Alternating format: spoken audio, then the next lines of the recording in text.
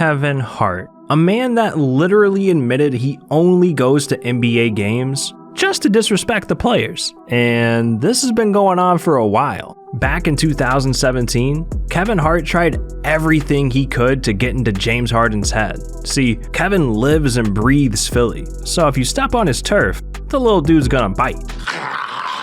So when Harden started the game struggling, Kevin put some pressure on him. James Harden is playing in the game, and the whole game, the whole first quarter, he's off. And I was like, you know why you off? Because you're in my city. Your beard stinks. I hate you. I was like, I hate your calves. I told him, I said, I think you got butt shots. I was saying a bunch of stuff to him. Harden let this disrespect fuel him. Mid-range fadeaways, contested threes. This turned into one of the best games of Harden's career. Imagine talking all that trash just for someone to drop 51 points on you. Damn! Harden carried the Rockets to a 123-118 win over Philly. But even though Kevin took L after L, he wasn't gonna let Harden have his moment. And during the post-game interview, Kev took all the spotlight. You're certainly an MVP candidate as Kevin Hart. I heard you guys were jawing back and forth during the game. That's my guy, man. That's my guy. He's been down since day one.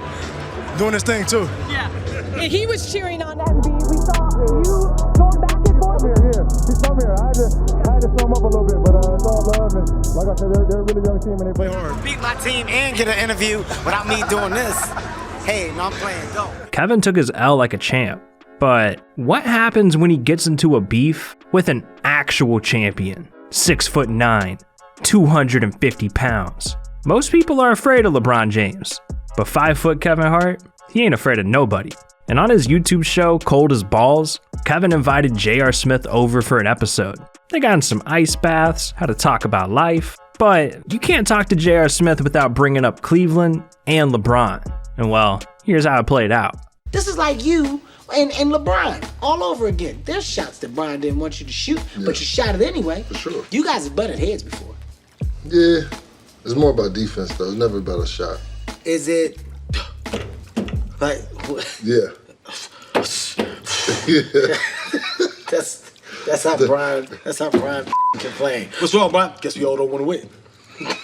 What? We play cards and you beat Brian in the hand. He just. I work hard every day.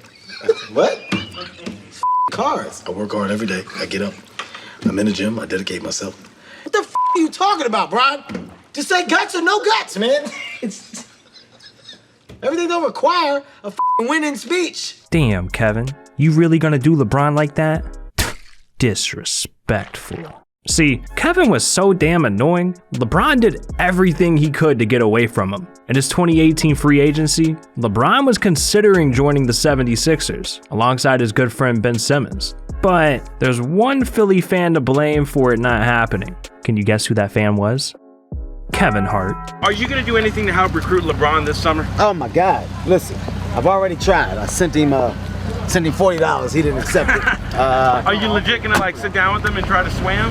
No, I tried it already. I really did send him $40 and I said, come to Philly. And what'd he say? He said, kiss his ass. $40.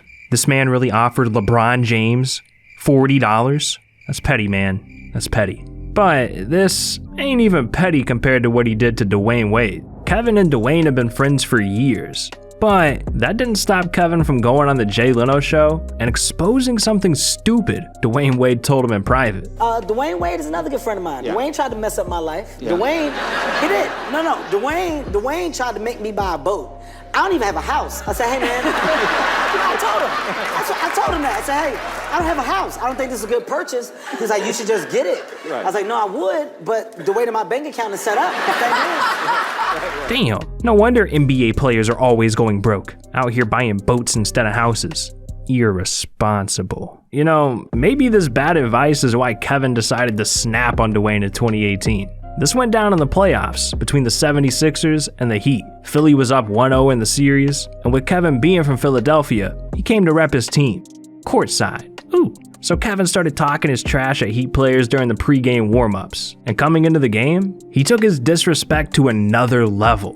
But this was a huge mistake. Something about seeing Kevin over there, screaming and waving, a little fire in Dwyane. Late in the first quarter, Wade checked into the game and took over. He started off shooting 6 for 6 and scoring 21 points by the end of the first half. But Dwyane wasn't done yet. He scored another 7 points in the second half, and there was one shot that meant more than any. With less than a minute left and the Heat up 6, Dwyane had the ball, checked the clock, and hit a mid-range fadeaway to seal the deal. He walked down the court and stared at Kevin dead in the eyes. The Heat pulled off a 113-103 win to tie up the series, 1-1. Then, after the game, Dwyane only had one thing to say. Hey yo man, y'all need to subscribe to Rebound and drop a like. I'm dead serious. This is the best channel out, and they almost had $1 million. Ooh, so what are you doing? Dwyane also had something to say to Kevin Hart. What got into you tonight? Kevin Hart. Kevin Hart, really? Yep. Thank Kevin Hart for that. Kevin, listen to me. Stop showing up to Philly games. They could have won a ring by now. But if you thought Kevin would let Dwyane have the last word, you were dead wrong. Kevin hopped on Instagram later that night and let Dwyane know it was good. Well played, Dwyane. Well played. It's a series, okay? And right now it's tied up, baby. It ain't over. Back, yo. It ain't over. You gonna blame this on me?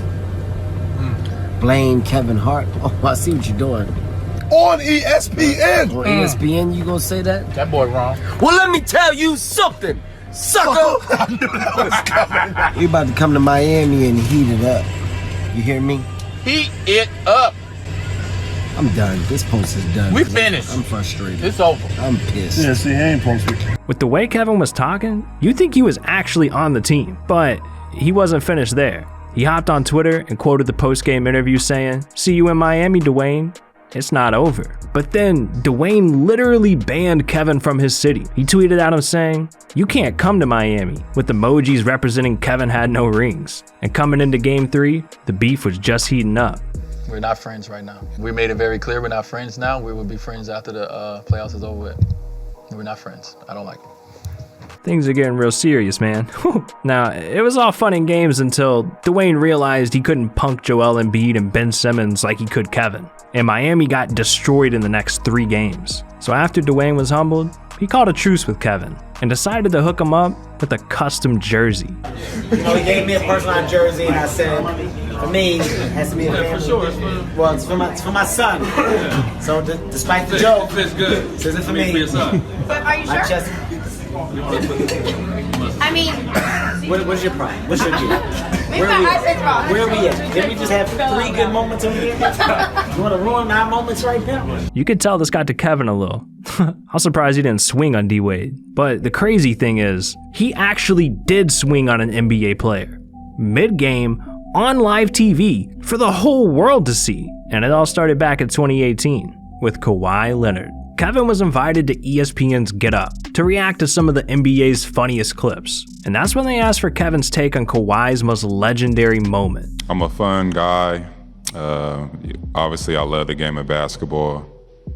I mean, there's just more questions you have to ask me, in order for me to tell you about myself. I just can't give you a whole spiel. I don't even know where you're sitting at.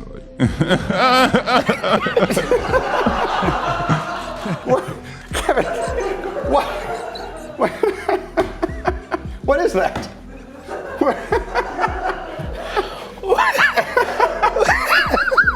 I'm sorry.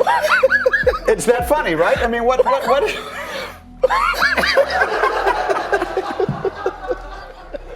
I'm sorry. Do you have any comments at all? What just happened?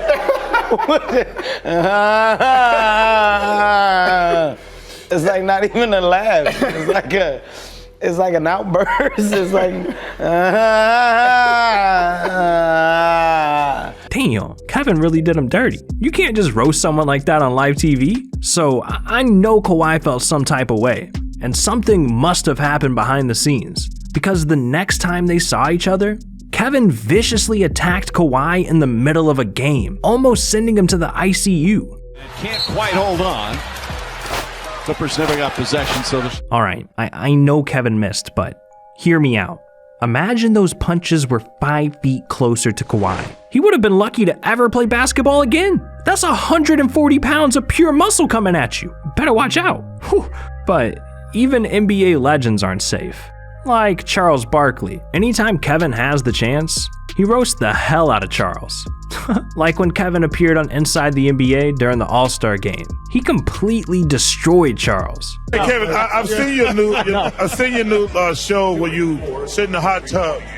Your body ain't that good when you can just walk around without your shirt off. First of all, if we're ever going to talk about bodies, I want you not to be the one to bring that conversation up. All right? If you don't get out of here shaped like a beanbag that got sat in. Charles should just know better. Roasting a dude that makes a living off comedy? Yeah, that's not a good idea. But Kevin wasn't done there. When the guys asked Kevin why he wasn't playing in the celebrity game that year, he somehow found a way to turn it into a Charles Barkley roasting session again. Hey, how come he didn't play in a celebrity game this year, man? You're the perennial MVP. What else do you want from me? I'm a four-time MVP. I'm in a Hall of Fame of celebrity games. It's over. It's over. I can't do it anymore. I achieved greatness. Shaq, you know what that feels like. Yes, Kenny, I know you know what that feels. Yes. All right, I'm going to stop it right there.